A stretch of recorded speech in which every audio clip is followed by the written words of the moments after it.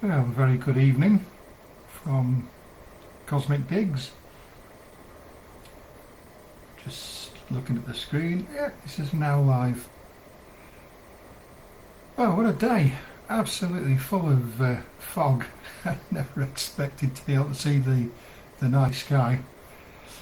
Got the telescope out at the moment, and I'm looking at two objects. The mouse pointer comes on the screen. This area here and this one below. The one below you can just make out a circle, and it's actually called a bubble nebula, and it's created by stellar wind, which is being generated by a really hot star which is close by, which I think is the one which I'm pointing at now.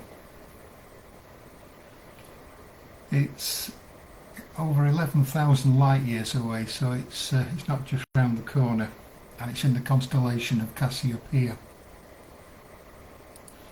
The other object, this here, is a star cluster, and it's known as the Scorpion cluster, an open star cluster, Messier Object 52. Telescope is the Vaonis Vespera, the second version of it, Mark II, and it's doing really well. Now what it's actually doing is taking 10-second captures and stacking them all together. I'm currently 16 minutes in. It's taken 98 photos, and it's automatically stacking one on top of the other. Now if I drag this all the way down to the very first photo, that's a 10-second capture, you can barely see anything. And as it starts to increase, 8 photos in, you can see something happening there, and you can make out a few stars there.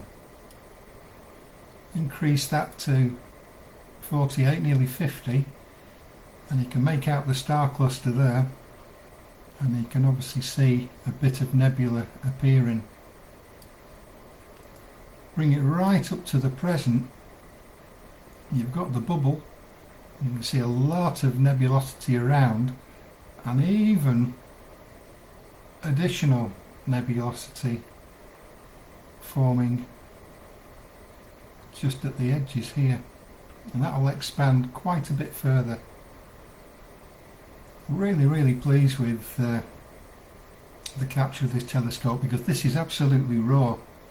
There's no processing by Photoshop or Affinity Photo now. I've had to change my software, but this is excellent. I'm really pleased with this. Now the software for this, it's an app called Singularity, and I've managed to get it working on the computer. Now my Singularity, it works on mobile devices. There's an Android version and an iOS version, so you're talking about iPhones, iPads, Android phones, or an Android tablet. And I'm actually using a BlueStacks, which is an Android emulator. And the way I can do the streaming as well is I've split the network. I've got an internet connection going direct to the LAN, and I've got a Wi-Fi connection going directly to the telescope. And it's the combination of the two that allows me to run the Singularity app and also stream it at the same time, and it's doing really well. And the Singularity app, when you select an object, it gives you an idea of how long to actually do the capture for.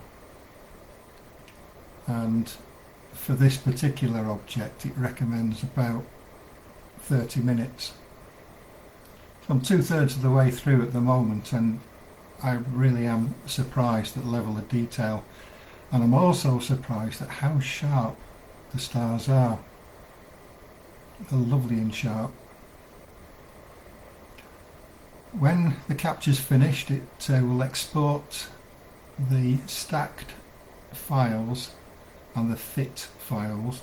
It stacks them as a TIFF. It is actually capturing JPEGs or converting each one to JPEGs, but I'm not going to touch those.